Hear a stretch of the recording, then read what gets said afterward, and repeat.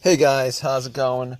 All right, I just want to give you guys a little story about what happened to my car a couple days ago.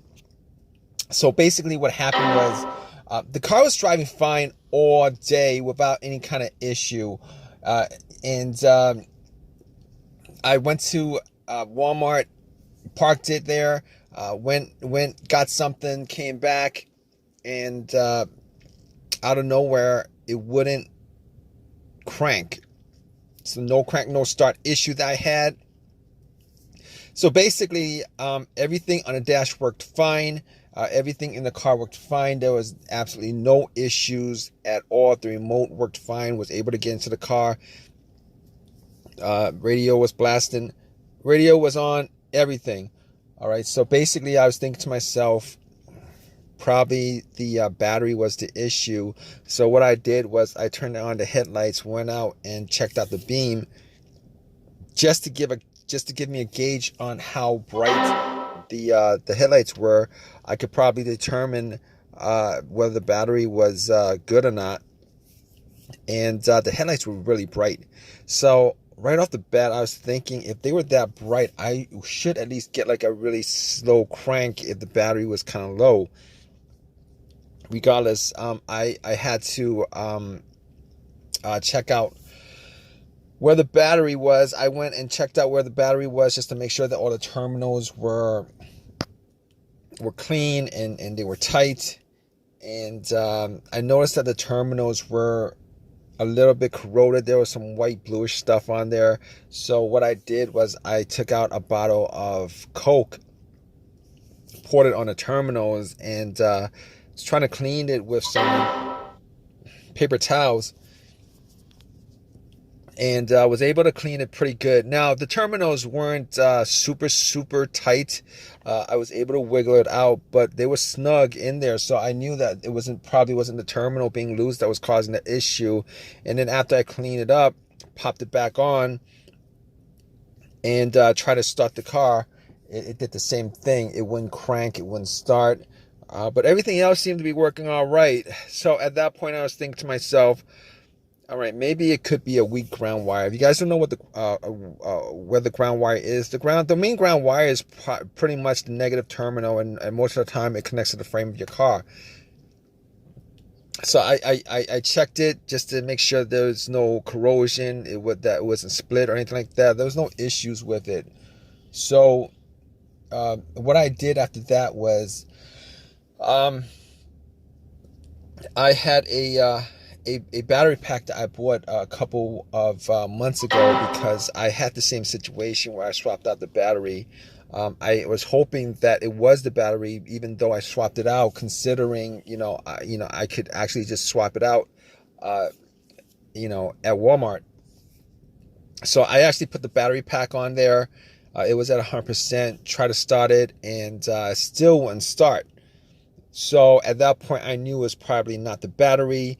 And even though, I didn't think it was the alternator, I could probably just at that point rule out the alternator, because if it was the alternator, the car would have at least slow cranked, or I would have been able to start it. And then once I took the battery pack off, it would have just died out. So at that point, I was able to rule out a bunch of stuff. I was able to rule out the battery, the ground cable, and the alternator, even though that probably wouldn't have caused the issue. So after going through that, I was thinking to myself, could it be something, could it be the car's computer ECU? Because I did see a check engine light on my dash, and that check engine light was there. It's been there for a while, and I believe it was for a O2 sensor issue. Now, I did have an OBD2 that I bought from Walmart, and it was a $19 OBD2, one of those cheap ones, and I pretty much hooked it on to my OBD port, and tried to make sure that I was actually getting a connection between the car's computer and the car itself. It did scan all the way through. Now, I'm pretty sure that that the OBD2 wouldn't actually pick up anything that would cause a no crank, no start situation for the most part, except if if if the car's ECU, the car's computer was, for some reason separated from the car. For what reason couldn't communicate with the car. But anyway, regardless, I actually plugged it in. It scanned all the way through. Only code that popped up was the aux02 sensor code, and at that point, I was pretty sure that it wasn't anything to do with the car's computer, any codes that would cause it, and I actually had to move on to I had to move on to some other troubleshooting outside of that, because that wasn't causing the issue. So basically, I got to a couple of things, which were the fuses and the relays, which were highly capable of causing a situation like this. And got to the fuses, checked out all the fuses, just to make sure that none of them were blown. And I was actually looking at them. Now, I didn't have a fuse tester on me. I didn't think it was the fuses. Now, the two situations that I've had where fuse would cause a situation like that, one of those situations was a Honda that I had where the main fuse blew, and I was getting no power throughout the whole entire car. The main fuse was the fuse that connected the battery to the fuse box itself. And that was the previous situation that I have, and I'm pretty sure that wasn't the same situation that I had, so I could rule that out, because I was getting power to everything except it wouldn't start. Now, the other situation I had pertaining to a fuse that caused a no start situation was actually a crank no start situation, and I think one of the fuses actually blew. Then that fuse was connected to the ECU or the fuel pump.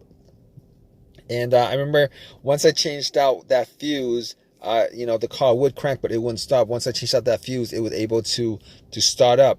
So I could rule out those two situations as being, related to a fuse issue that would cause this situation that I had. So, so basically, I could rule those things, the fuses out, and the fuses were pretty clean. I didn't smell any kind of burnt smell, and didn't see any kind of brownish, anything brownish, and a brownish appearance on top. So at that point, I was able to kind of rule out the fuses, not at 100%, but I was able to rule out the fuses for the most part. So basically, at that point, I had a situation where I was maybe, it could have been the relays or the starter. That's what the two situations that came up. But I didn't think it was the starter, because I did switch out the starter about, I would say I switched out the starter about a year and a half ago, and that was, it seemed like it was a starter issue, but I didn't really want it to be a starter issue, considering I only put maybe like 20,000 miles on my car, and I think they should last a lot longer than that. But anyway, before I even went there, I looked at the relays, just to see whether they had issues or not. Now, I couldn't make out whether the relays had issues, but I did get to the starter relay. I pulled it out. It looked like it was a bit dirty or whatever, but I had some rubbing alcohol, put it on some paper towel, and wiped the connectors, put it back in, trying to start it. It really didn't do anything. Didn't change up the situation. So I was thinking, it was a weird situation because it would click every time I would try to start the car. It would click, but it wouldn't crank at all. Normally when it clicks, it normally means that the relay is working, because that's what the relays do when there's electricity going through, that it clicks to connect the connection, to whatever it's relaying the electricity to. But regardless of that, I actually had another relay that I was able to swap out with that, and I actually was looking for another relay with the same, with this a similar relay in the box, and I was actually able to find one. And what I did was I took the that relay out, and I swapped it with that with the other relay, and I went back and tried to start it, and guess what? Bam! It started up. It worked without a problem. And at that point, I knew that it was the relay that was the problem. All right. So it was a pretty easy fix. I drove to AutoZone, which was within that whole shopping center. Swapped out the relay, and that was like 3 days ago. Haven't had a situation since. I've been driving the car, turning it on, off, for 3 days. Haven't had that situation at all. So just want to give you guys, just to give you guys that story of a quick fix that I had of my car. If you guys are in the same situation, you guys watching this video, hopefully you guys have an easy of a fix as I had on my car. You guys have a comment, leave your comment in the comment section. Please give me a thumbs up. Please subscribe. Like I said, if you guys are in the same situation, just go through the steps that I went through as far as trying to figure out, the situation with my car. And, you guys should be good as far as troubleshooting and diagnosing your particular problem. Take care, guys.